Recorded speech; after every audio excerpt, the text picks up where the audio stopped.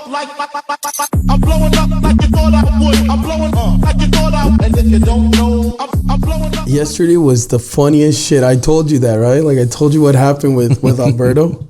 Bro, that shit's like the law of a fucking attraction. If I could find one example, it's that shit. Besides the $500 incentives that I gave him to close the same day, right? I'm sure that helped. But dude, tell us a story. Este güey nos estábamos riendo, bro. We're like, dude, this guy. Dude, we went to the shittiest town in America. We went to the shittiest town in America. And the good thing is that we went to another shitty town, but it wasn't as shitty as that one. But we were like, dude, it's still early. We don't want to go home. And then I was like, where's the nearest town? And this guy's like, oh, this other town. And then we drove there, and it was all like fucking trailers ran down. It looked like we were in Mexico, dude. Me and Yuli were like, dude, we're in Mexico, dude. Está bien madreado todo aquí. It didn't look like we were from California, for sure. And then, you know, I was like, dude, I was trying to walk and knock, and dude, there was dogs everywhere, bro. Everywhere you went, there was like 13 dogs, like mutts, different fucking. And I was like, what the fuck? I was like, sir, how you doing today? And it just smelled like cigarettes. And the guy on the inside, you could just hear him say, I'm not asking for too much. I just need a little bit of money so I can do this. And I was like, all right. It smelled like legit ghost town. Ghost town, bro. It smelled like cigarettes. Bien culero, güey. And I went to the car and I was like, fuck this. You run out of street like in the first 5 minutes. You're like, fuck, okay, whatever, dude. So I drove to the car. I went to get Ulysses, and then we're in the car, and then Ulysses hops on, and then I was like, where's Alberto? He's like, he's over there. And then we started cracking up, bro. Like, man, this guy's gonna fucking sell a system that's worth more. He's like, dude, it's worth more than the house, dude. And then what happened? And he actually sold one. No, he came out. We were laughing. And we even took a picture. We put it in the group me, right? And we're like, hey, dude, this guy's gonna sell a system worth more than that house right there. And then this guy's walking to us like hella jolly and shit. Caminando el güey, and he's like, I got it same day. I'll be back. And sure enough, bro, fucking 30, 40 minutes later, you just see something come in, $55,000 approved. Wow. So we were like, holy shit. The diamond in the middle of nowhere, you know? Dude, it was fucking good, bro. Dude, law of attraction, man. The guy wanted it, he got off, and it made happen. And then it was 9 o'clock, we drove home, and we were like, dude, this is like, I'm sure for him, right? Because me and Yuli, you know, set up appointments, but nothing went through that day. And I'm sure for him, it was like, fuck, this is the way it's supposed to feel. You go all day and then boom, you get something. Grand. And I heard you got referrals too. So, damn, right? Yeah, it's fucking good, man. The chain keeps going. Yeah. So speaking of the law of attraction, we always feel like we need to do more, right? As a person. But there's that fear holding back people. Remember when you talked about when you question, is this it? Yeah. When do people get to that point to question, is this it? Oh shit, how do you get to that? How do you get to that question? Shit, man. Well, that is one of the biggest. I'm trying to come to terms because it's tough. I think everybody gets to that question, but does everybody take action on it? Mm-hmm. You know, and that's the tough part. That's the tough part because, when I see somebody and I'm like, are you happy? And they're like, yeah, I'm happy. And they're riding around in a shitty fucking car and they live in a shitty house. I'm like, don't fucking lie to me. Are you really happy? Are you really happy? And what do you want out of life? Right? And what are you willing to do to get out of that position? And it's not until you make that fucking little decision to get out of that situation and take action and fucking stop accepting what you have out of life, because that's what we do, dude. We do want more, but it's then breakthrough, right? It's that breakthrough moment where they decide to do. And how do people get to that breakthrough? What makes, or how, what can people do? It depends, dude. It sometimes, think about it. You know, we've all have a friend that broke up with one girl, and this dude was all out of shape. But, you know, this guy was fucking horrible looking, right? Like maybe 60, 80 pounds overweight. And all of a sudden, they broke his heart. You know? And what did he do? Decided to switch. And do what? More for themselves. And they go where? To To the gym. They go to the gym, right? Your listeners looking at it like, I know where this shit's going, right? You go to the gym, you decide to do better, you decide to do more, right? And every day you fucking go in there, and every day you look at that mirror and you see changes in your body, and changes and results equals motivation, and it keeps you in the game over and over and over again on a day-to-day basis. And that's what people don't understand, right? It's these small little wins that matters. That's why most of the gyms have fucking mirrors where you can actually look at them, right? And in the slightest change, you're like, man, I got to come back in the next 3 hours, And all of a sudden everything changes for you. But usually when people decide to make a decision is where like a near death experience, right? Somebody broke their hearts. And then the third one, which is the last one, and it's kind of rare when you see this from an individual, it's like they're just tired. Tired of their bullshit? Tired of being tired of their own bullshit, and they got up and they looked at themselves in the mirror and they were like, fuck my life, I'm done with this shit. I'm moving on. And that's the hardest one, but usually how people get triggered is the first two are the emotional, right? Like somebody broke their heart. And the second one is the near-death experience. It's like alcoholics when they're like, hey, you drink one more time, you're gonna die. You're gonna die. And what happens? They stop drinking, right? And they change their lives and everything gets better for them. And that's exactly how it works. Cutting their bullshit. Yeah, dude. It's weird, right? Yeah. And most of the time, like, dude, most of the time, estamos bien pendejos. We don't get to that realization.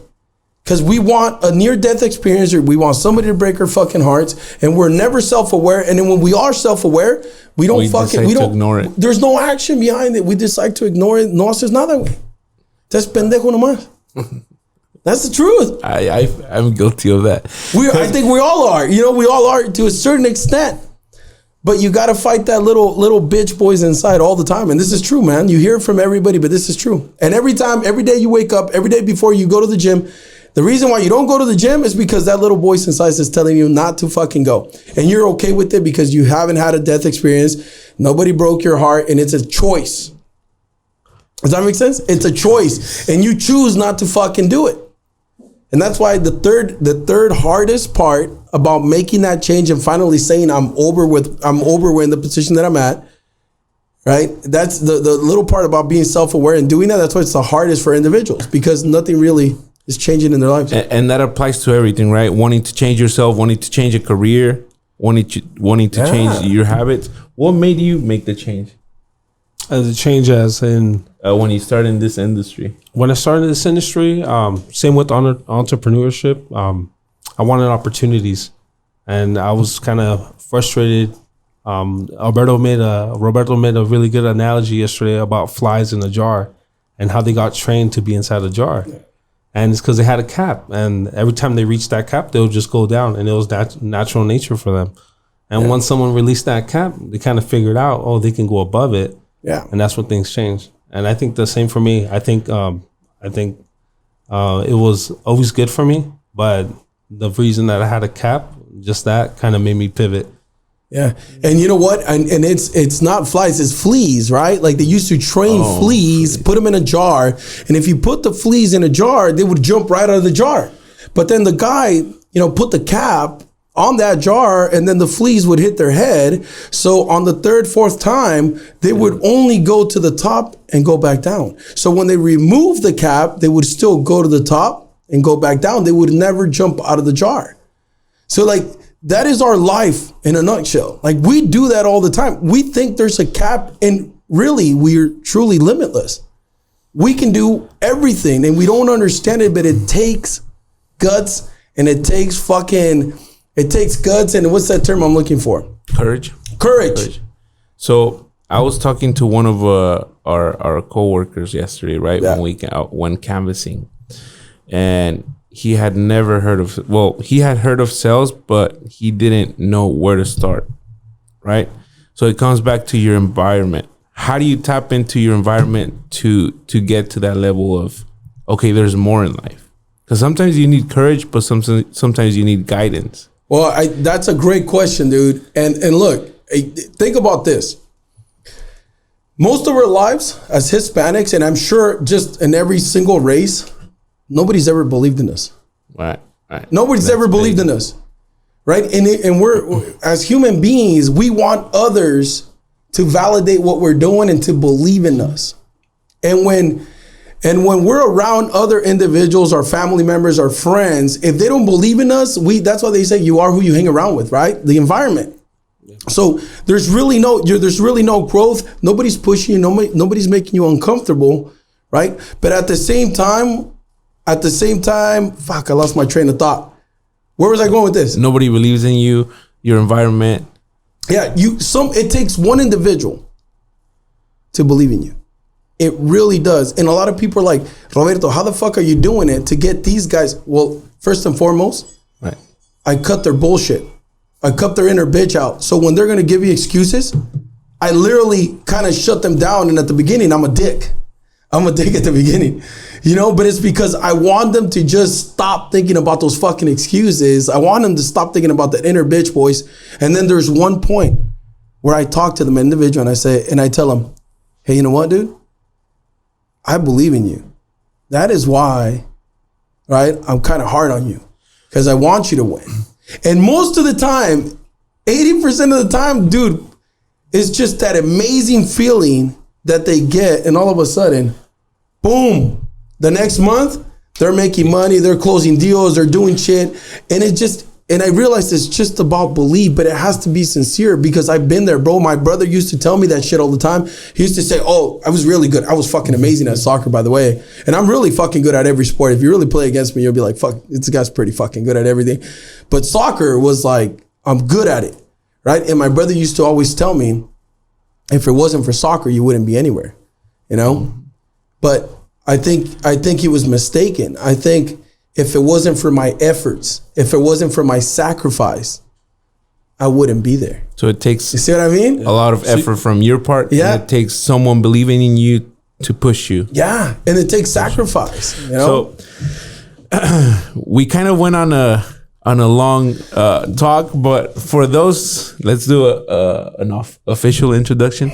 For those of you who don't know, who are you? Give us a 30 second introduction. Give us a quick 30-second introduction. What you currently do, who you are, and where are you going? So basically, dude, my name's Roberto, and I'm you, right? 3 years ago, and I'm you 3 years ago. And the reason why I say that is because, I wasn't in the right vehicle. I wasn't doing the right things. I wasn't telling myself the right things. I always wanted more, and that's the funny part because I've always been successful. I ran the Liberty Tax franchise and I was the number one franchisee in the area. I was the number one sales rep, door to door, right? And then luckily enough, that money from door to door that I gained, I bought a Liberty Tax franchise, like I just mentioned. And then I went into just kind of making a lot of money in 2-month period, but I wasn't comfortable where I was at. And I knew every day I had that question, is this it for me? Is this it for me? And we were doing really good, but at the same time, you have to find a purpose. And my purpose was not to sit in an office for 4 months out of the year and file people's taxes, right? And luckily enough, I got introduced to door-to-door sales again, but in the solar side, and it became a vehicle where, it allowed me to grow. It allowed me to make the money that we needed to make to scale our lives and scale where I wanted to go. So we quickly built a business. We started training people. I started training people, got a small group. Then we built a huge group. I built an $11 million sales company with a partner of mine. And then, we decided to part ways, right? And do our own thing. We made it work. We built something great. And then I just wanted to build something on our own. And we started about a year and a half ago from scratch, from zero. In the first year, we were able to generate $2.8 million in gross commissions paid to us, to the reps, to everybody. And this year, we're already at $2 million, right, in 3 months. Wow, that's right? crazy. That's crazy, right? And we continue to grow and scale based on the simple concepts that, unconsciously I've been able to do as a leader, right? Because before, you got to accept the leadership role before you start understanding it. And sometimes it comes natural to you, but most of the time, you have to continue to learn and grow. But in a nutshell, we're a sales company that develops people from the ground up. That is what the hell we do. Right. And that was my next question. So it takes someone to believe in you to grow. What made you believe in everybody else? Because at the other companies you could have easily just done your own thing, right? Generate your own sales. How did you develop that leadership role, and what made you believe in people? Kind of going back and going out your way to believe in them, because I imagine at the beginning it was very hard to get them going. Just like anything, everything worth having is always hard. Don't get that confused. It's countless hours in the field. Like and even yesterday I was out in the fucking field. I don't have to be in the field, but guess what? Sometimes you got to lead by example, right? And here's how I got into it. Here's how I decided, and I was number 2 in the other company. But I was literally running a company within another company. I was advancing my own people. I was training my own people. I was training the other company's people, right? And I wasn't getting anything in return. And that's when I decided, hey, you know what? And I didn't, you guys got to understand, it's more than just that. It's about, being able, not just training and having to make money off people. It's being able to give the opportunity to those people so that they stay long-term. And that's what we weren't getting in the other company. Okay. So when I made the move, my first concentration was like, how do we retain people, right? And then I started realizing that the easiest way was for them to actually have the opportunity to make some money, right? So we came up with this amazing compensation plan, right? And all of a sudden, everybody started making money. Everybody started doing good. So what happens is when you're successful, you're going to tell everybody. Right. When you're not successful, you're not going to tell anybody. You're going to stay right? quiet. And yeah, exactly. And so I just talked to Brad Lee about that, right? And Brad Lee said, how I can tell who's a stallion and who's not? And I was like, how? And he's like, let me ask you a question. And he's like, what do you think about guys making money? And I was like, fuck. I want them to make fucking 150 grand a month. Because I know that if they make 150 grand a month, they're going to go tell everyone. They're going to go buy a nice car. They're going to have an amazing life, and they're going to say the best things about you, and they're going to fucking love you. They're going to give you a couple little gifts here and there. But most importantly, we're going to get more recruits. They're the biggest fucking advertisement tool that we have in the business. And that's playing the long game, right? Yeah. You also mentioned that other companies, they play the short term. Short term, man. Short term. It doesn't work. So when you run a sales company, they're like, because I see sales companies, I want to start a sales company, right? And what happens is that they start, but then they want to take more than they should. Does that make sense? They want to take more than they should. So essentially, the rep's not seeing what they're supposed to be seeing. They're not seeing what's fair in the market, and they end up leaving, right? And that's short term. That's really, really short term. But if you look at it, if you're running a sales company, if you're in it to run a sales company, you want volume. Because with volume, it multiplies, the compound effect. And I realized that, So I was like, why not offer these guys opportunities, right? And then, off of that, offer leaders opportunities, and off of that, offer some more opportunities. And then that's how we build it. And guess what? It works. It works, and everybody's happy, and the guys that are winning and following the systems are happy. Of course, like I said, So a great example of the compound effect in your case is what you generated last year in 1 year. It took you 3 months. That's amazing, right? Amazing concept, year, right? Amazing concept. And guess what? This last month was our biggest month that we've ever had. And guess what? We're doing 10x more. We're having Brad Lee on the fucking chat. We're having Brad Lee on a Zoom call. We're paying the money to come here. We're paying Sam Taggart to come here. Because guess what? All that money we generated goes back to what? The fucking company. The company. I don't want to, dude, what am I going to do with an extra 15K, 5K? To me, it doesn't make any sense to keep it. Dude, like when you get to a certain level, and we were talking about that yesterday, right? Yeah, you were mentioning that. You mentioned that about the clothes. Like when you get to a certain level, you get to a point where you're like, listen, like I don't want another fucking, Gucci shoes. I don't. You know what I mean? You get to a certain level where you're like, I want to know how we can scale this and grow, right? And that's the different conversation you start having. But I'm not saying money isn't everything. Money is absolutely everything, okay? But you first have to have it before you can actually realize that money isn't everything. And you first have to go and splurge and spend money and buy nice shit so that later you're like, I don't really need that. I got to figure out how to grow as an individual. I got to figure out how to grow in this business, right? And that's where you truly start understanding you're becoming a professional. You know what you're going to earn every month, right? And you know what you can have, and then you start realizing what's more important. You start prioritizing the things that matter to you the most, which family, religion, right? Family, religion, and what are the other two that I was talking about? Family, religion, finances. Your finances, right? It's not about making it. You can make it. There's money everywhere. Yeah, there's money everywhere. But how do you keep it?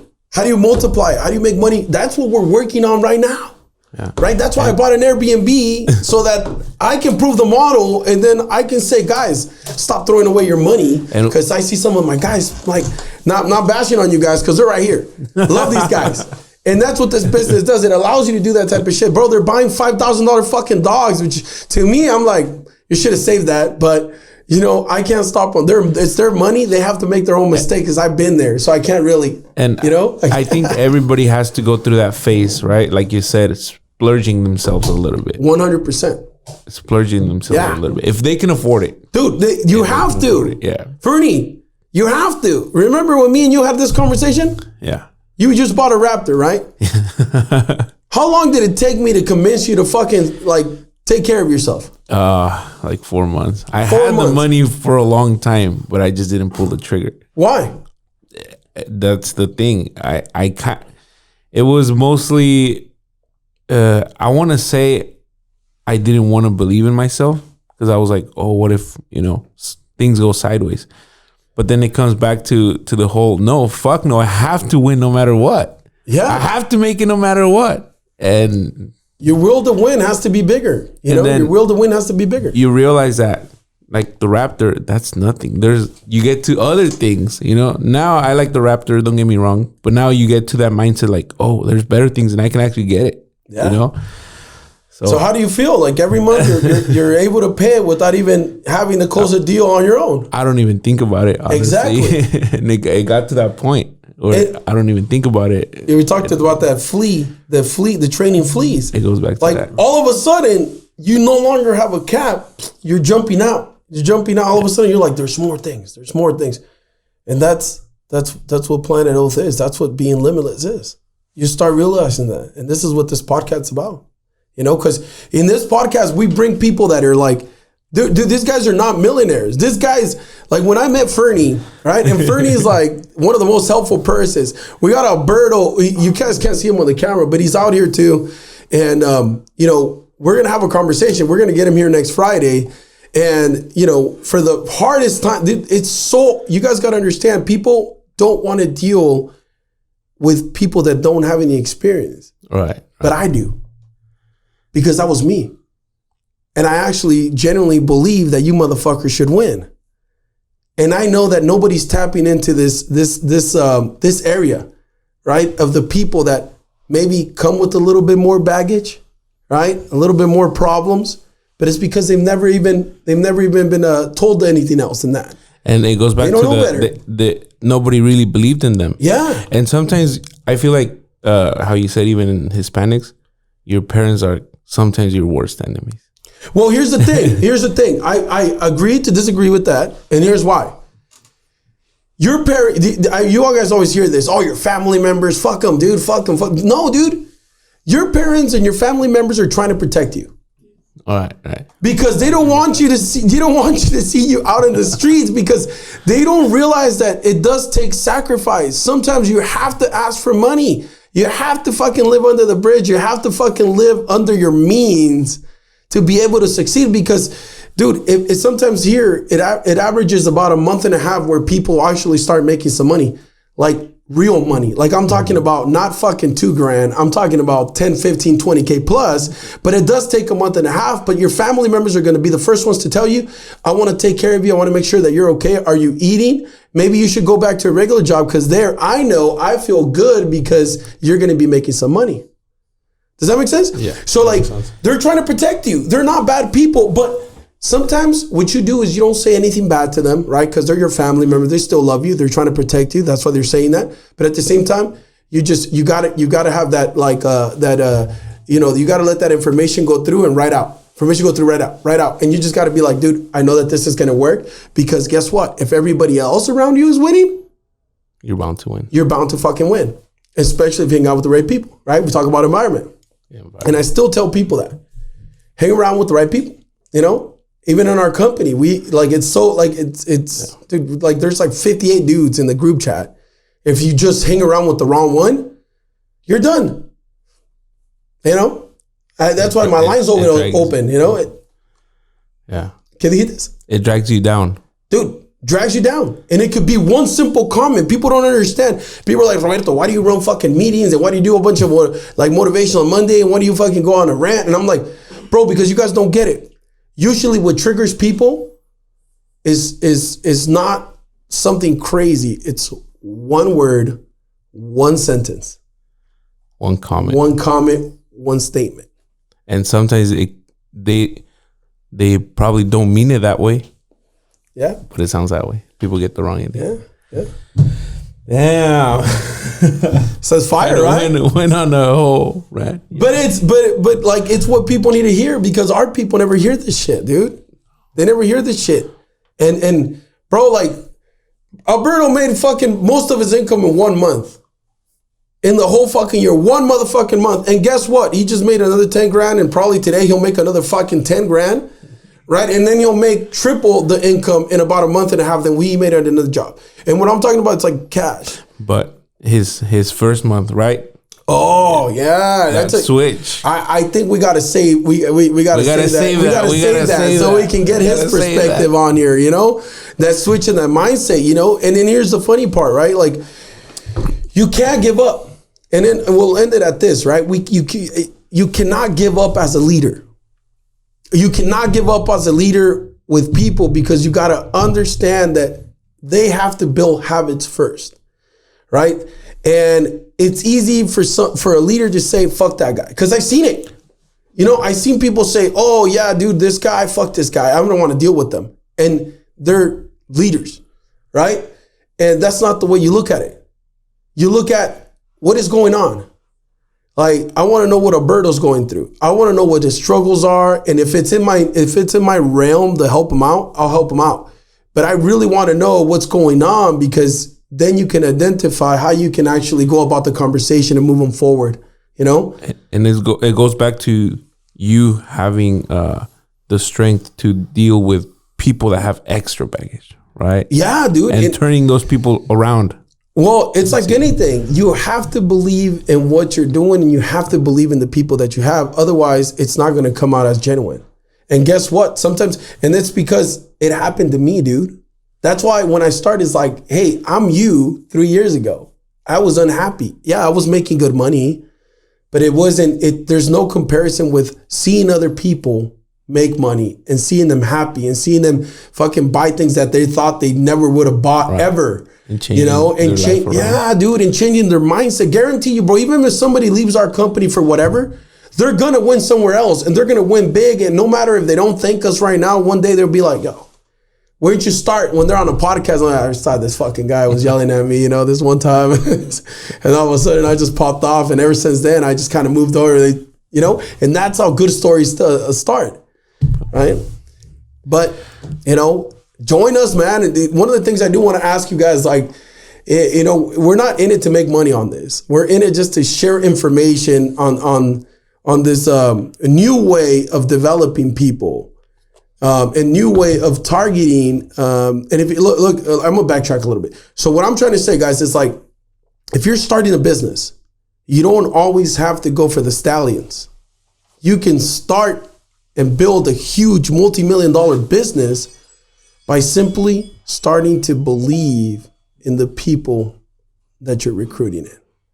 That's simply it. Okay. And then once you follow us, you guys will continue to see how I did it, and how, you know, some of the guys that started out with us are now starting to understand that concept so that they can help, you know, continue to grow the company and build. So stay tuned.